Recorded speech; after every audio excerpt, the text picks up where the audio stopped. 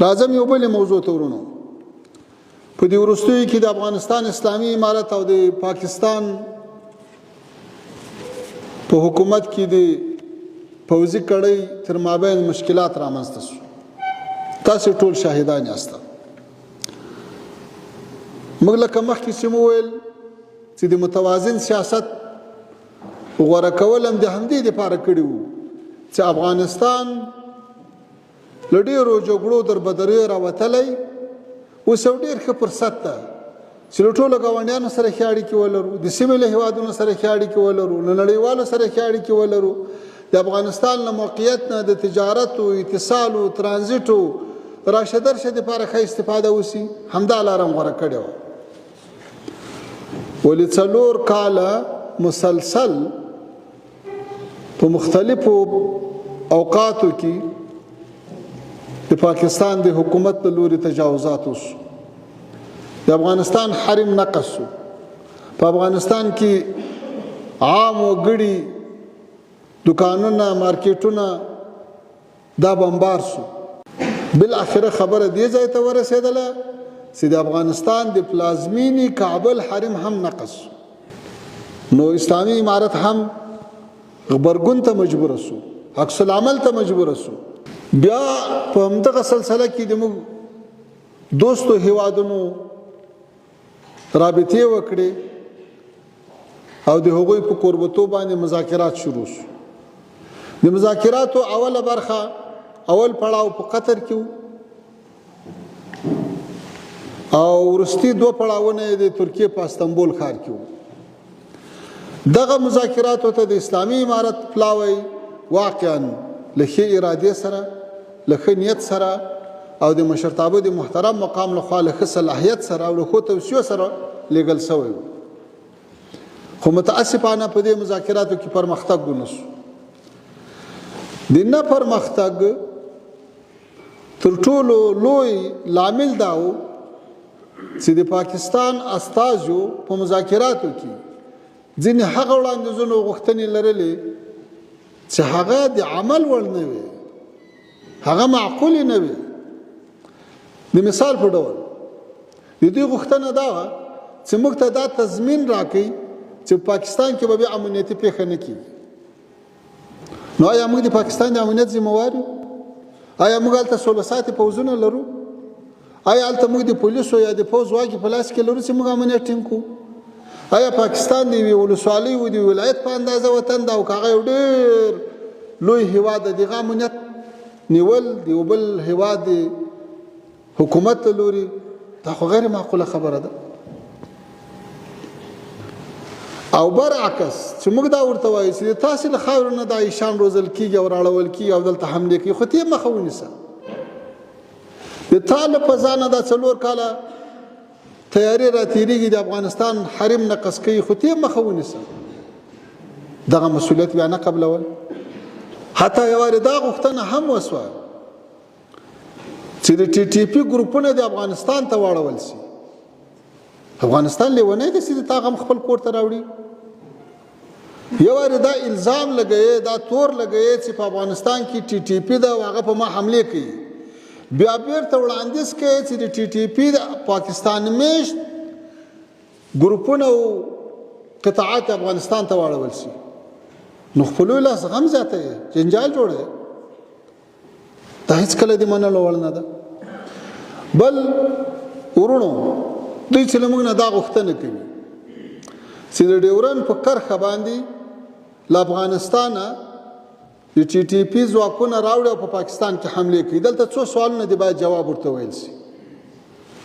آیا د ډیورنډ په ټوله کرښه باندې د جمهوریت او د امریکا د اشغال په وخت کې سیمې خاردار نه تېر شوی؟ نو خو یو سیمې خاردار تېر شوی. د سیمې خاردار شاته د سړکونه تېر کړي، د ګزمې کوي، د سیمې خاردار شاته د پوستې او امنیتي ځواکونه اچولي، تر هغه شاته د بیا لوی لوی بیسونه جوړ کړي، بیا د تر پېښور او تر اسلام آباد او تر بله ځایه په 100 چک پوینټونه موجود دي. نو ته ولې مخه نه نیسې؟ تاسو یو لوی نظامي پوځ لري، استخبارات لري، امکانات لري او په ټول خط باندې دي امنیتي کیمرې هم لګولې دي، نو چې هم له کیمرو در تیریږي، هم له سیمې خارداره در تیریږي، او هم د له پوستو تیریږي، هم د له چک پوینټو تیریږي، او بیا هم ذمہوار افغانستان وي. دا ګوره ډېره له حقیقت نه لرې ادعا ده. بیا چې ته دا دعوه لرې چې له افغانستانه ماته د ټي ټي پي ځواکونه رااوړي او د تا ساحې ته داخل شو، نو له دوه حالتو به خالي نه وي. که د تا په ساحه کې وي نو ولې کنټرولوي نه؟ او که بیرته افغانستان ته راوړي او بیا د راوړي، نو خو زه هم دعوه در باندې لرم، ولې راپرېږدي دې خاورې ته؟ ته ولې مخه نه نیسې؟ ښه ته ولې راپرېږدې؟ دا ټول هغه دلایل دي چې دوی په مجالسو کې نه مني، غاړه نه ورته ږدي. خو د دې باوجود په مذاکراتو کې د موږ ملګري، د موږ ټیم تر اخره پورې هیڅ وارې داسې نه ده پېښه شوې چې د موږ ټیم دې ویلي چې زه تر مخ ځم بس نورې خبرې نه کوم. بیا هم مذاکرات د دوی لخوا ترک شوي دي، وړاندیزونه د دوی لخوا رد شوي دي، او بالاخره د موږ ټیم خپل هیواد ته راستون شوی ده. نو په دې سلسله کې ورونو بیا هم موږ دا وایو چې افغانستان خاوره به د چا په ضد نه استعمالیږي. موږ د پاکستان ورور مسلمان ولس ته احترام لرو، علما کرامو ته احترام لرو، سیاستمدارانو ته احترام لرو، د هغوی نظریات رغنده دي.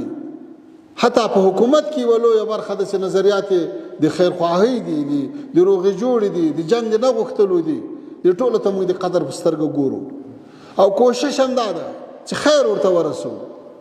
یو مسلمان باید بل مسلمان ته خیر ورسوي. خو که بیا هم ځینې کړۍ ځینې پروژې تطبیقوي، نو بیا په افغانستان هم له خپل ځان نه د دفاع حق لري، دفاع به کوي. نن الحمدلله ټول ولس له نظام سره ولاړ ده او له خپلې خاورې نه به په میړانه سره دفاع کوي. بله دا د ورونو چې د پاکستان ستونزې نوې نه دي. آیا تاسو ټولو ته نه ده معلومه چې ټي ټي پي په پاکستان کې له تېرو 25 کلو فعاله ده؟ آیا د پاکستان حکومت خپل اعلان نه کوي چې موږ 80 زره کسان په تېرو 20 کلو کې په جنګونو کې تلف شوي دي؟ آیا په همدغه پاکستان کې بمبارونه نه و شروع؟ آیا ډرون حملې نه کېدې؟ آیا په اسلام آباد او په کراچۍ او په پېښور کې حملې ونه سوې؟ د پاکستان پر رئیس جمهور مشرف باندې حمله ونه سوه؟ په وزیرستان کې 300 پوځیان د حکومت د ټي ټي پي لاسته ونه لوېدل؟ نو چې دا ټولې سلسلې ډېرې پخوانۍ دي. حتی که موږ په یوه موضوع کې مخته ورسره ځو بله را مخته کوي. آیا په افغانستان کې د بیلیې کوم وګړی چا لیدلی؟ د هغې نسبت هم اوس افغانستان ته کوي. اوس که ته دا وایې، د یو دلیل دا وایي چې کله په افغانستان کې اسلامي امارت حاکم شوی، نو پاکستان کې حملې ډېرې شوي دي. نو تاسې نن د ټي ټي پي د حملو ډېرېدل نسبت افغانستان ته کوې، نو تا خو بیا 2 وارې له هند سره هم جنګ وکړو، هغه هم په افغانستان توانوي. تا خو له ایران سره هم جنګ وکړو، هغه هم بمبار در باندې وکړو، تا هم بمبار پرې وکړو، هغه هم په افغانستان توانوي. تا خو عمران خان غوندې قوي شخصیت او د هغه تنظیم هم ټول په بندیخانو کې واچاو، مخالفت یې ورسره راغی، هغه هم په افغانستان توانوي. ته خو نن له تحریک لبیک سره هم په جنګ اخته یې، ته خو نن له بلو ټولو سره اخته یې، دا به ټول په افغانستان توانوي. نو د تا خو اقتصاد هم خراب شو، د تا خو کرنسي هم راولوېده، تا ته خو نور هم ډېر مشکلات پیدا شو، دا به ټول ته په افغانستان توانوي. خو برعکس افغانستان تا ته د ترانزیت لاره درکړه، له تا سره یې ښه تجارت شروع کړو، تا ته یې د ښه نیت لاس تر اوښ کړی. د تا اولني حکومت په وخت کې د موږ اړیکې ډېرې ښې وې، رغنده وې، دواړو هېوادو ته ګټه وه، تجارت زیات و، ترانزیت وده وکړه.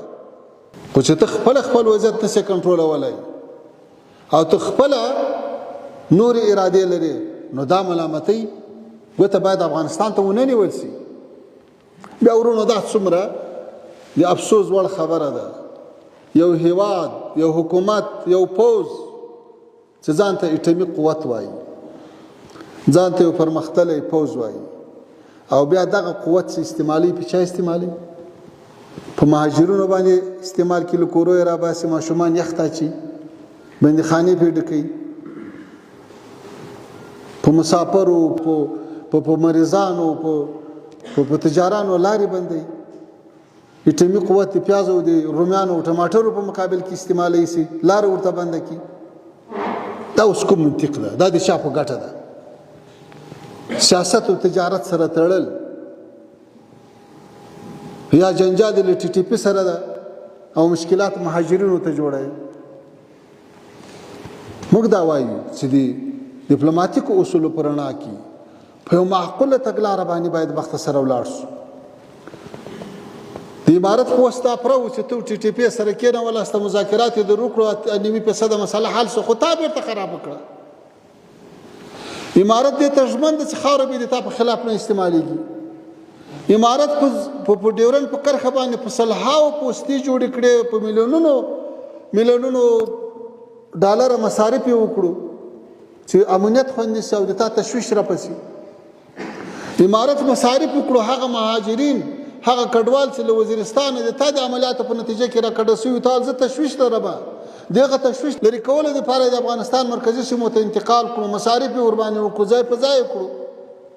نو چې دا ټول کوششونه افغانستان کړي دي او خپل مسؤلیت ادا کړی ده، له دې بعد هم که څوک تجاوز کوي مسؤلیت په دغو په غاړه وي.